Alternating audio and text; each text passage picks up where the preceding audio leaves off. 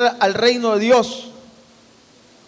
Estos temas, queremos decirles también que no todo el tiempo han sido temas viables y temas del conocimiento de la gente popular, así como la lectura de las Escrituras. Recordamos que en el mes de septiembre estábamos acordándonos un poco de la traducción de la Escritura a nuestro idioma español. 447 años de esa traducción que definitivamente ha sido de bendición para todos los hispanos. Y después también se ha traducido en algunas otras lenguas, incluyendo algunas lenguas en Nicaragua, como el caso del Miskito. Sin embargo, hermanos, ahora durante este mes de octubre recordamos también otro aspecto importante de la historia de la iglesia en general, como es lo que denominamos la reforma protestante, y tiene que ver con uno de los tantos problemas que la iglesia también ha cargado y se ha enfrentado. Y aunque ha tenido grandes dificultades, estamos aquí, gracias a Dios y gracias también a una cantidad de hombres que estuvieron dispuestos a hacer la obra en su momento y en su contexto. Hoy quizás a nosotros nos mueve y nos envuelve grandemente los problemas a títulos personales, nos envuelve bastante los problemas a títulos familiares, nos envuelve mucho quizás algunos problemas culturales, sociales, inclusive en los que vivimos. Pero llegó un momento en la historia de esta salvación tan grande que Dios nos había dejado a través de Jesucristo, que hubieron muchos hombres envueltos no en problemas de familia, no en problemas propiamente culturales, sino en problemas religiosos, propiamente defendiendo el significado de la palabra, el significado de la salvación y el significado de la gracia de Dios, el significado de el Salvador propiamente, y así sucesivamente. Hubo tiempo, hermanos, en que no se podía leer ni con claridad, ni tampoco de forma tranquila algunos versículos que vamos a recordar y vamos a leer en esta mañana y que nos va a servir como lectura bíblica. Quizás no las vamos a encontrar tan rápidamente, las vamos a presentar, quizás las pueden anotar, pero son lecturas bíblicas que hablaban específicamente de la fe, hablaban específicamente de la gracia, hablaban de Jesucristo como Señor y Salvador, hablaban de la Escritura como único documento enviado y dado a los hombres para encontrar en ella la salvación. Escrituras que hablaban del sacerdocio de los creyentes, de todos los creyentes, y así sucesivamente, que en cierto momento no se podían hablar ni tampoco se podía discutir sobre ellas, y para muchos estaban también muy ocultas, muy guardadas, y producto de ello, hermanos, la iglesia había tomado otro rumbo, a tal extremo de que del seno de la misma iglesia surgieron distintos personajes que apoyaron la causa para que la palabra de Dios se revelara nuevamente a los hombres de esos tiempos, a las comunidades de esos tiempos, y volver a ver que la salvación era por gracia a través de nuestro Señor Jesucristo, que el hombre no tenía que pagar absolutamente nada, que ya todo estaba pagado, que lo importante era la fe, y así sucesivamente.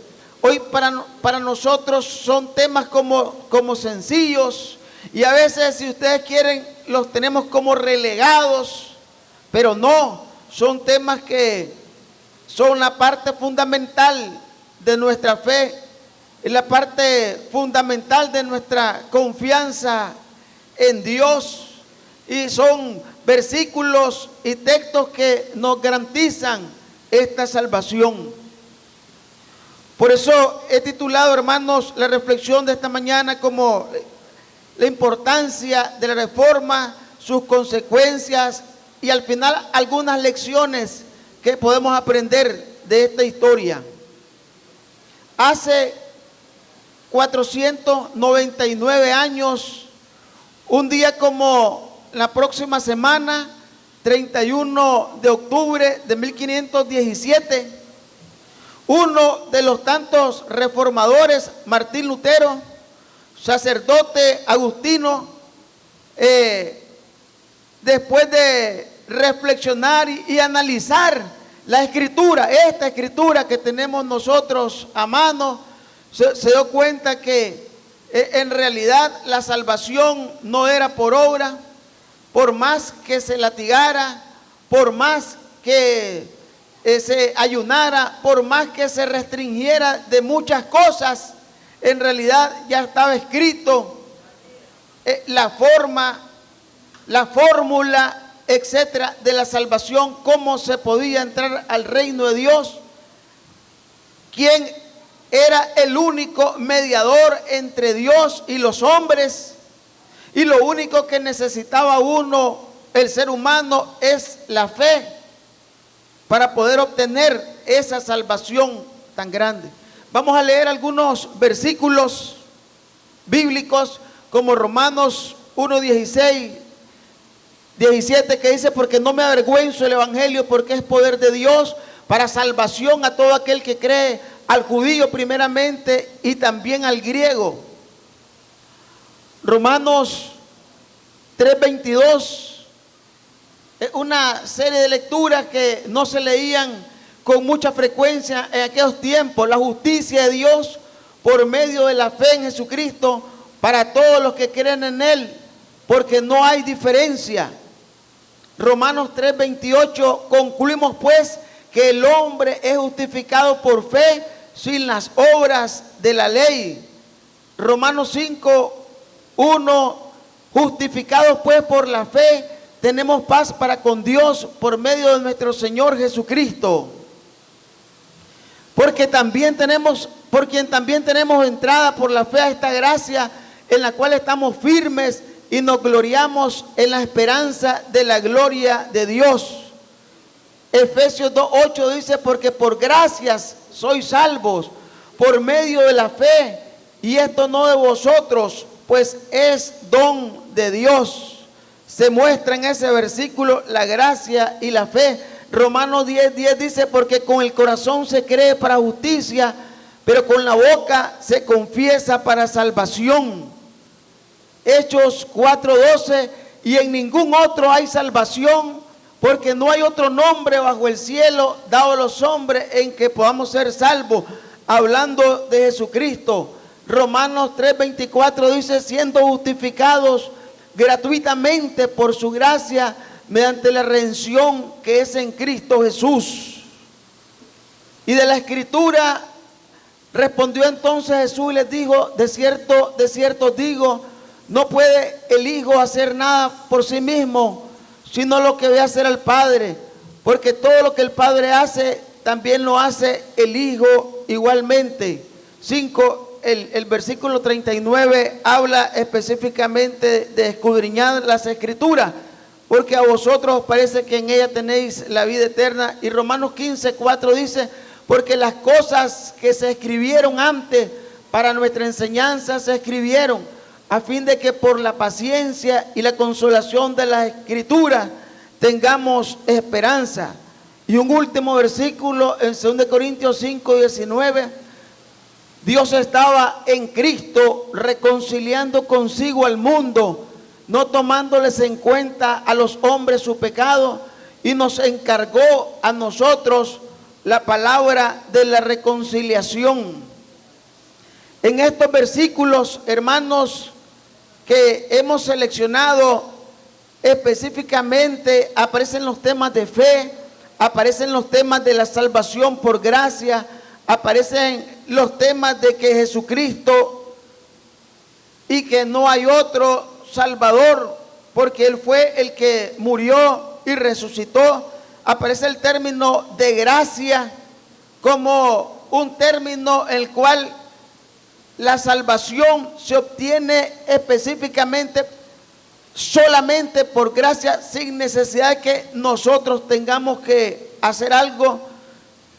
El valor de la Escritura, y por último el sacerdocio de todos los creyentes, que eran en aquel tiempo, para los años 1500, temas guardados, restringidos, y no eran puestos a la luz de las comunidades de fe del pueblo.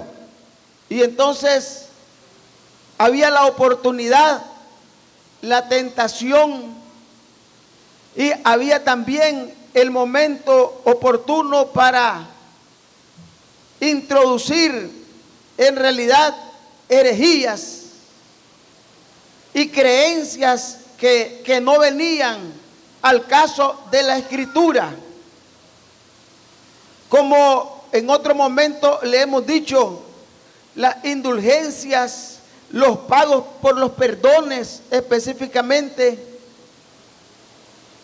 y algunos otros temas, las oraciones por los muertos, el purgatorio y otros temas más, hermanos, que acomodadamente estaban metidos en la mente, ya en el pensamiento de las comunidades, de la gente, pero era porque la palabra no estaba ni en el idioma, ni tampoco estaba al alcance de la gente, solamente de unas partes, de una cierta jerarquía. Pero algunos sacerdotes que eran parte de esta jerarquía comenzaron a consultar, a buscar, y creemos que también divinamente inspirados, guiados por el Señor, aparecieron con el descubrimiento de estos textos y otros textos más que apoyaron lo que para nosotros ahora es fácil o un poco fácil asimilar y entender. Sabemos que la salvación por fe, por gracia, no hay otro nombre dado a los hombres en que podamos ser salvos, que todos somos sacerdotes delante de Dios y que nos ha dado el ministerio de la reconciliación, y así sucesivamente. Pero eso no era así para los años 1500 aproximadamente. Y saben, hermanos, que este periodo, si le podemos llamar como un periodo de oscurantismo, aproximadamente unos 1000 años, casi como unos 1000 años o un poco más, la iglesia se vio envuelta en todo este proceso duro, en todo este proceso difícil, en todo este proceso de oscurantez y de retoma de creencias que no concordaban con la palabra de Dios. Se hicieron, llamémosle así, algunas reuniones, algunas dietas específicas, algunas de ellas, hermanos, algunas de ellas para obligar, entre otros, a algunos reformadores como Martín Lutero a que se restringieran de este tipo de cosas, que se restringieran de lo que habían dicho y de lo que habían puesto y de lo que habían pegado. En el caso de Martín Lutero, el 31 de octubre de 1517, en su catedral puso 95 tesis, eran 95 puntos en las cuales él no estaba a favor ni coincidía con el pensamiento de la iglesia en ese tiempo. Y claro, todos tenía que ver con muchos de estos versículos y con muchas de estas creencias. Lógicamente, él no estuvo de acuerdo y no se retractó. Él y otros, a pesar de que estaban sabidos que lo único que le tocaba era la muerte. No nos asustemos también nosotros en algún momento si nos toca vivir experiencias de este tipo. No nos asustemos si en algún momento de nuestra vida o de nuestros últimos tiempos que estamos viviendo tengamos que vivir algunas experiencias difíciles donde inclusive esté nuestra propia vida en riesgo. Ahora nosotros con mucha tranquilidad y con mucha facilidad nos reunimos los domingos, los sábados y cualquier otro día que deseamos hacerlo, hablamos de la palabra, pero no siempre ha sido así. Y no podemos decir si siempre lo será, porque hay profecías que tienen que ver también con el último de los tiempos, donde quizás nos veremos hombres, mujeres, pastores, líderes y todos aquellos que estén dispuestos a no restringirse, todos aquellos que estén dispuestos a no retractarse de la palabra, pues quizás nos faltan algunos tiempos por recorrer, tiempos donde tengamos que poner nuestra vida en riesgo, donde los problemas comunes de familia, de matrimonio, de hijos, de trabajo, se van a convertir quizás en problemas menores. Para estos hombres y para muchos otros más, hermanos, no era que no tenían esos tipos de problemas, no, pero habían tomado el riesgo por la palabra de Dios, de ser posible inclusive hasta de sufrir y llegar a la muerte por la palabra.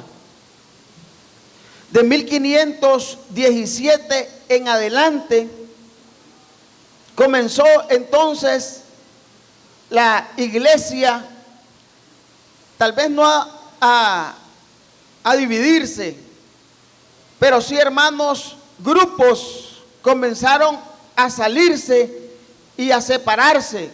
Grupos enteros comenzaron a salirse y a separarse de esa rama principal que venía, que se había desvirtuado desde los años 400 aproximadamente en adelante. Entonces, yo quiero presentarles algunas de los grupos más fuertes en ese tiempo que se agregaron, que se soltaron de esa rama principal. Tenemos un cuadrito que quizás no lo van a lograr ver, porque un diagrama pequeño, pero la verdad es que de ahí, de los años 1500 en adelante, se comenzaron a retirar grupos, y entre los más conocidos están los grupos, los luteranos, los anglicanos, los calvinistas, los metodistas, los anabautistas, que se convirtieron también en los bautistas, y así sucesivamente. Y hay otros grupos más después de los años 1500, 1800 y así sucesivamente. Los grupos más nuevos prácticamente son los grupos pentecostales, pero antes de estos hay grupos fuertes como los luteranos, los anglicanos, los calvinistas, metodistas, etcétera. Y a estos grupos se le llamaban iglesias históricas. A continuación, rápidamente les digo algunos aspectos importantes de estos grupos. Ahí aparecen el grupo luterano, principales ramas del protestantismo, le llamaron protestantes desde este tiempo, y le llamaron protestantes porque no estaban de acuerdo exactamente en todos los principios que la iglesia tenía en ese tiempo. Los luteranos se originaron para el siglo XVI en Alemania, con la ruptura con el Papa por parte de Martín Lutero, en lo que se conoce como Reforma Protestante. Su doctrina destacada, la sola Escritura, la sola fe y el solo sacerdocio universal. Sus sacramentos principales, el bautismo y la Eucaristía. Y a partir de ahí hasta la fecha, pues unos 75 millones de seguidores. Puede ser que sí, puede ser que más, puede ser que menos. Luego los anglicanos, su origen también, tuvieron el siglo XVI, rompieron con el Papa por parte de Enrique VIII de Inglaterra, creando lo que ellos denominan como vía media del cristianismo entre el catolicismo y el protestantismo más reformado. Sus sacramentos principales, el bautismo y la Eucaristía. Consideraban de manera secundaria los demás sacramentos de tradiciones apostólicas. También, después de los anglicanos, hay un grupo calvinista que se le llamó así a lo que hoy se conoce como la Iglesia Reformada. Esto fue en Suiza y Francia inicialmente, y llegando hasta Escocia, a través de un representante principal en aquel tiempo, John Knox, y su doctrina destacada también para ellos era la de predestinación, y sus sacramentos principales, el bautismo y la Eucaristía. Después de los calvinistas está el grupo metodista, con origen también en el siglo XVI, con John Wesley en Inglaterra. Y este grupo también experimentó gran crecimiento. No coincidían con el grupo anterior sobre el asunto de la predestinación y sus sacramentos principales, bautismo y Eucaristía. Y por último, el grupo bautista. Por último, el grupo bautista, que sale también de los anabautistas y fue uno de los grupos con mayor crecimiento en los Estados Unidos, y su doctrina destacada fue el bautismo por inmersión. Realmente de estos principales grupos, hermanos, de estos principales grupos surgieron también, tanto de los Estados Unidos como de Inglaterra también, movimientos de misiones, movimientos misioneros que vinieron a América Latina ya con el mensaje reformado. Pero lógicamente después de nuestra colonización aquí en América, en toda América Latina, algunos no pasaron por el catolicismo conocido, algunos grupos en América Latina no pasaron por el catolicismo conocido que nosotros conocemos, pero en la mayoría sí pasaron por el catolicismo, y después vinieron grupos misioneros algunos de estos grupos que les acabo de mencionar enviaron sus misioneros acá a América Latina en distintos años, en distintos tiempos, y hay una historia también propiamente en Nicaragua, y hay unos mártires también acá en Nicaragua que quizás en otro momento los conocemos, que vinieron y trajeron el mensaje de la palabra del Señor, y trajeron el mensaje de la palabra de Dios en un pueblo, en un mundo latinoamericano que ya había sido conquistado por el imperio europeo y sobre todo por la Iglesia Católica, no solamente por el imperio europeo, España, sino que también dejando el sello del catolicismo. Y luego, después de eso, repito, misiones europeas y americanas vinieron y compartieron el mensaje de la palabra de Dios a diversos grupos en América Latina. Qué importante, hermanos, qué importante es que misioneros ahora nuestros de nuestra iglesia hayan ido a otras localidades, a otros lugares, llevando el mensaje de la palabra de Dios, porque así sucedió con nosotros. Por lo menos acá en la Iglesia Cristiana Cuerpo de Cristo tenemos, hermanos, muestras de eso, como el caso de nuestro hermano Eric en España, nuestro hermano José Santo, que estuvo también en Paraguay con su familia, y no recuerdo quién más ahorita se ha trasladado y ha llevado el mensaje como nos lo trajeron a nosotros. Hermanos, qué importante el trabajo de misiones, el trabajo misionero, porque si no hay hombres y mujeres que se disponen a llevar el mensaje verdadero de la palabra de Dios a comunidades que no lo conocen, ellas siguen en el oscurantismo. Gracias a Dios, el Señor, hermano, usó hombres también que nos trasladaron ese mensaje a nosotros, a América Latina y específicamente a Nicaragua. En este movimiento, hermanos, en este movimiento de reforma, se pueden determinar al menos 5 aspectos importantes, y con eso quiero concluir y hacer énfasis en esta parte. Mire, la doctrina de la sola escritura, no sé si aparece ahí, está la doctrina de la sola escritura.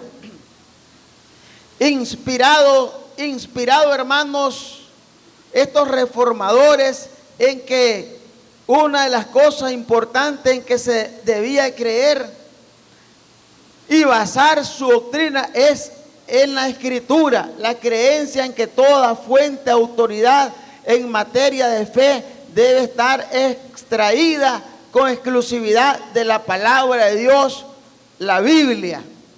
Fue uno de los principios que la doctrina protestante retomó. Yo creo que nosotros, hermanos, eso también lo debemos de mantener. Es cierto que Dios puede comunicarnos algo por sueño, podemos tener alguna revelación, podemos, etcétera, hermano, varias cosas. Dios se mueve de distintas formas, pero tiene que concordar y basarse en la palabra de Dios. Cuando estemos enredados, cuando estemos confundidos, cuando estemos inseguros en algo, recurramos a la palabra de Dios. Y si no la entendemos por nuestra propia cuenta, ahí están nuestros hermanos pastores y líderes que sabrán orientarnos y ayudarnos. Pero fuera de la escritura, hermanos, difícilmente vamos a encontrar una verdad. La otra doctrina importante es la doctrina de la sola fe, que es la creencia en que solo mediante la fe en Cristo el hombre recibe gratuitamente la salvación. No hay acompañamiento de nada más, y eso se mantiene a nuestro tiempo. Eso se mantiene, hermanos, porque es parte de la Escritura, es parte del plan de salvación. Fe y nada más que fe. Si hacemos algo más, hermanos, si hacemos algo más, pues eso de más que hagamos tiene que ver con el fruto de nuestra salvación que hemos recibido. Pero la fe es la que nos lleva a Dios a través, por medio de nuestro Señor Jesucristo. La sola gracia es la creencia en que la salvación es recibida por el hombre por parte de Dios de forma gratuita, sin que éste pueda merecerla o adquirirla por sus propias fuerzas. Hermanos, no somos merecedores. No somos merecedores. La gracia de Dios, su gracia nos ha hecho merecedores. A través de ella hemos adquirido la salvación. Pero no somos merecedores, ni dignos, inclusive, como dice la Escritura, si en todo caso nos dignifica el Señor y su sangre. La doctrina del solo Cristo es la creencia en que solo hay un mediador capaz de redimir al hombre ante Dios, y que este es Cristo, Jesucristo, y no hay otros. Porque ya en ese tiempo habían personajes que según ellos podían colaborar para ayudar a la salvación. No, hermanos, solamente Cristo. Y eso se mantiene también para nuestros tiempos. Y por último, la doctrina de que la gloria sea solamente para Dios es la creencia en que solo a Dios se le puede dar gloria y adoración. Es la creencia también que ángeles y toda la creación, incluidos los hombres, dan gloria a Dios, y que por ello y para ello Dios los creó. Estos son, entre otras, 5 aspectos importantes de la doctrina protestante con la que arrancan, con la que inician las iglesias que se denominan protestantes desde aquel tiempo. Y nosotros somos parte de estos grupos, y nosotros también, hermanos, hemos retomado también estas partes de la doctrina. Quizás tenemos otras cosas adicionales, pero estos aspectos son fundamentales. Y los tiempos han cambiado.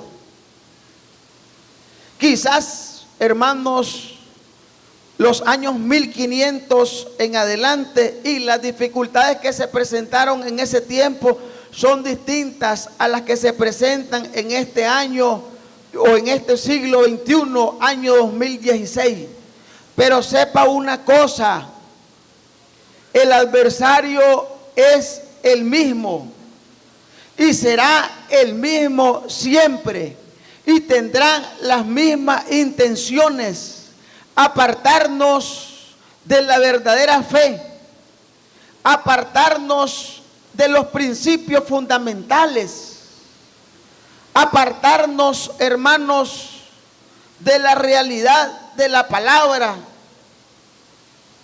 querernos meter en nuestra cabeza que quizás hayan otras personas y otras formas para colaborar en este proceso de salvación. Pero no, hermanos, a nuestros tiempos esto prevalece y permanece. Y quiero decirles que ante el siglo XXI también estamos expuestos a tener dificultades como las tuvieron nuestros hermanos en tiempos anteriores. ¿A qué debemos de recurrir? Al Señor, a su palabra. No debemos olvidar que la fe es la que nos nos contacta con el Señor. No debemos olvidar que hay un solo mediador entre Dios y los hombres, Jesucristo.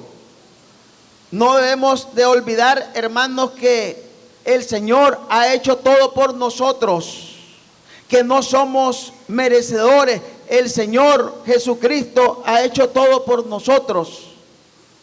No debemos de olvidar que solo a Él hay que darle la honra y la gloria.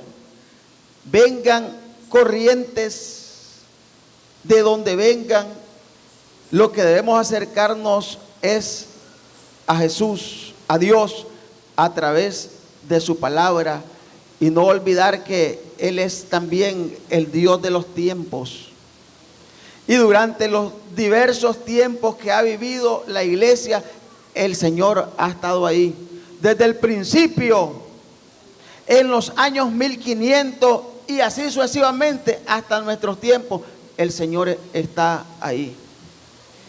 Debemos de ser hombres y mujeres sensatos, reflexionar siempre en su palabra y no olvidarla. Hermanos, este 31 de octubre del 2016 se cumplen 499 años de haber pasado todas estas grandes dificultades, muchos hombres del Señor, para mantener y seguir manteniendo la palabra de Dios al alcance, en este caso y en este tiempo, de nosotros.